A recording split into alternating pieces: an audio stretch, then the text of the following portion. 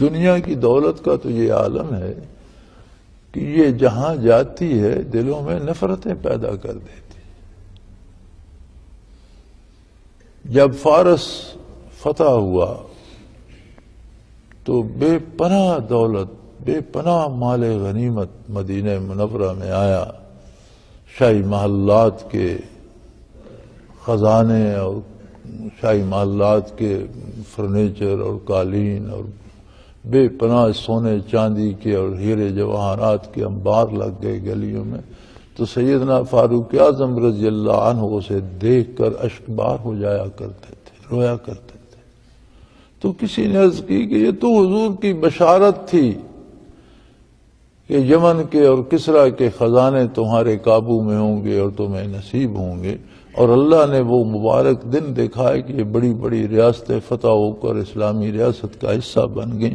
تو آپ اس پہ رو کیوں رہے ہیں؟ تو وہ فرمانے لگے کہ یہ دولت جہاں جاتی ہے اپنے ساتھ نفرتیں لے جاتی ہے.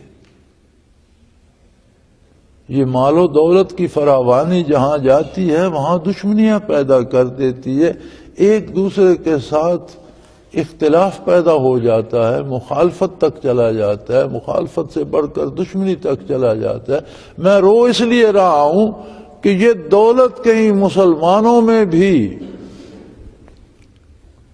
اس محبت کو نقصان پہنچانے کا سبب نہ بن جائے جو ہمیں نبی کریم صلی اللہ علیہ وسلم سے نصیب ہوئی تھی. اگرچہ فاقے ہوتے تھے، غربت ہوتی تھی، افلاس ہوتا تھا، لیکن ہر کوئی ایک دوسرے پر جان چھڑکتا تھا.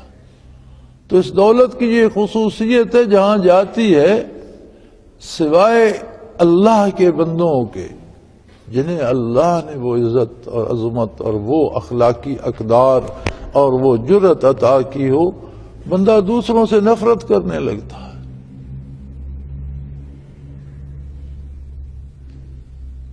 ایسے سرکاری عہدیداروں کے بارے بھی ہم نے جانا کہ جو عوام میں تو آتے ہیں تو بڑے خوش دلی سے ہر بندے سے ہاتھ ملا رہے ہوتے ہیں، اور جب واپس بنگلے پہ پہنچتے ہیں تو کہتے ہیں میں ذرا نہا دھو کر کپڑے بدل لوں، آج بے شمار لوگوں سے ہاتھ ملانا پڑا ہے، مجھے گن آ رہی ہے. یعنی بظاہر ان کا رویہ اور ہوتا ہے، اور جب اپنے گھر پہنچتے ہیں تو رویہ اور ہوتا ہے. دل سے نہیں چاہ رہے ہوتے کہ کوئی غریب آدمی، کسی غریب کا ہاتھ ان کے ہاتھ سے لگے. تو بظاہر لوگوں کو خوش کرنے کے لیے بڑے عوامی بنے ہوتے ہیں، جب گھر جاتے تو کہتے ہیں میں ذرا چینج کر لوں، یعنی نہا دھو کر کپڑے بدل لوں، کہ بے شمار لوگوں سے ہاتھ ملایا ہے.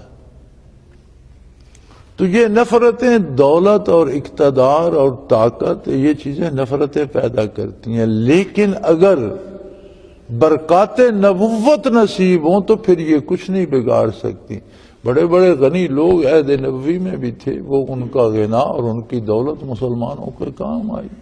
سیدنا ابو بکر صدیق رضی اللہ عنہ کی ساری دولت راہ اسلام میں کام آئی.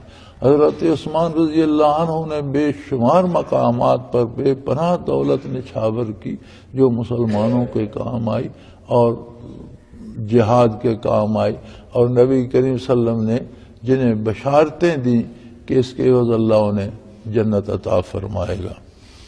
تو فی نفس ہی دولت کا ہونا برا نہیں ہے اگر وہ جائز اور حلال وسائل سے ہو اور شریعت کے مطابق ہو، اور پھر اس پر تصرف کیا جائے شریعت اور سنت کے مطابق، پھر اس کا خرچ بھی شریعت کے مطابق کیا جائے تو اللہ کا انعام ہے.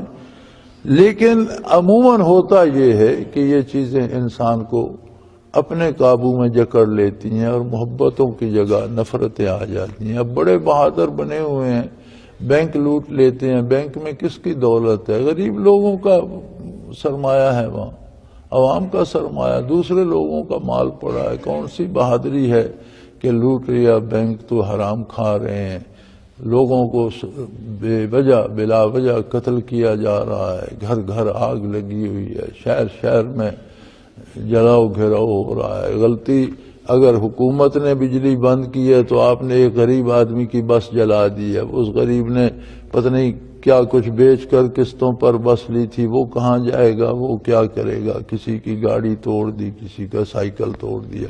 تو یہ ساری نفرتیں جو ہیں یہ ظاہر کرتی ہیں کہ یہ جن دلوں میں نفرت ہے ان میں برکات نبوت نہیں ہے، محمد الرسول اللہ صلی اللہ علیہ وسلم کی برکات نہیں ہے، ان کا تعلق نبی کریم صلی اللہ علیہ وسلم کی ذات پاک سے کمزور ہے۔